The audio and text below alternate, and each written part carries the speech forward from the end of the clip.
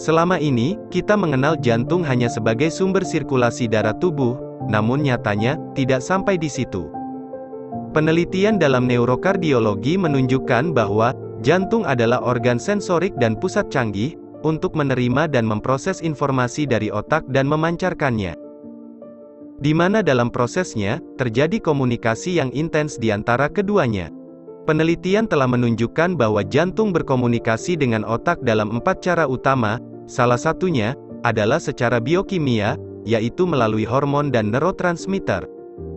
Salah satu jenis sel penting di otak adalah neuron, yaitu sel khusus dengan struktur yang memungkinkannya mengirim dan menerima informasi dari sel lain, menggunakan sinyal listrik.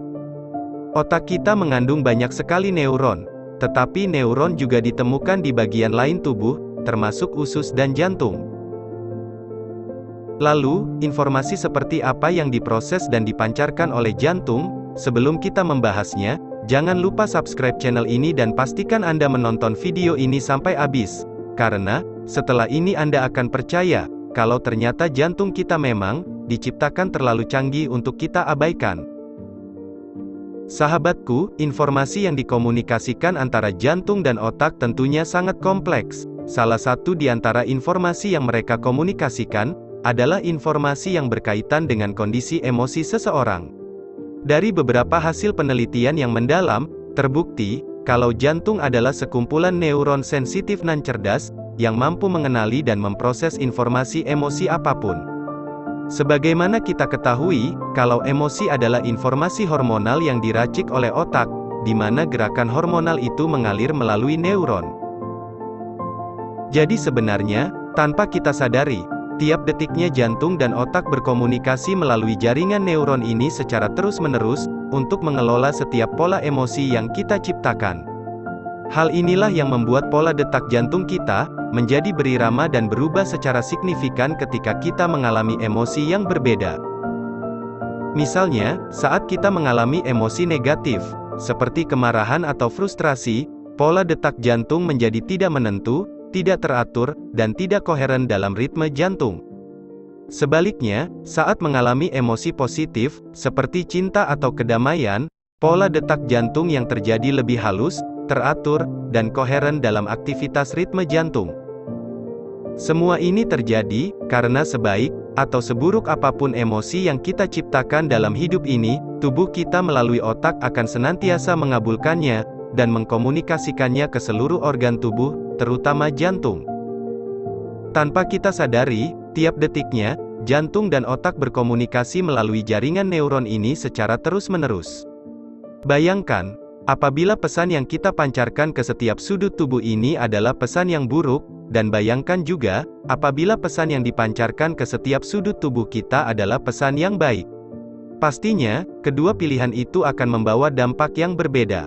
Jadi, sekarang semua tergantung kesadaran diri kita sendirilah penentunya.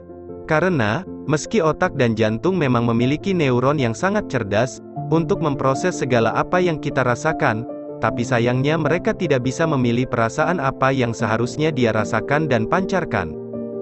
Tentunya sebagian Anda bertanya, kenapa kami menggunakan kata pancarkan? Jawabannya adalah, karena jantung kita memancarkan energi elektromagnetik. Jantung menghasilkan medan elektromagnetik berirama yang memancar paling kuat dan paling luas apabila dibandingkan dengan medan elektromagnetik yang diproduksi oleh otak. Pola elektromagnetik jantung dapat terdeteksi melalui detak jantung manusia, dan pola elektromagnetik ini bukan terkaan belaka, karena bisa diukur dengan teknik yang disebut analisis spektral. Jadi tidak hanya memompa dan mengalirkan darah ke seluruh sudut tubuh kita, jantung juga memancarkan elektromagnetik yang kuat ke seluruh komponen diri, luar diri, dan bumi. Pada video berikutnya, kita akan mempelajari dampak elektromagnetik jantung bagi kesejahteraan planet kita dan makhluk di dalamnya. Pastikan saja, Anda selalu setia di channel ini. Sahabatku, tentunya jantung mau memancarkan elektromagnetik yang terbaik. Kalau begitu, cobalah menyelaraskan komunikasi otak dengan jantung, agar terhasilkan harmoni yang indah.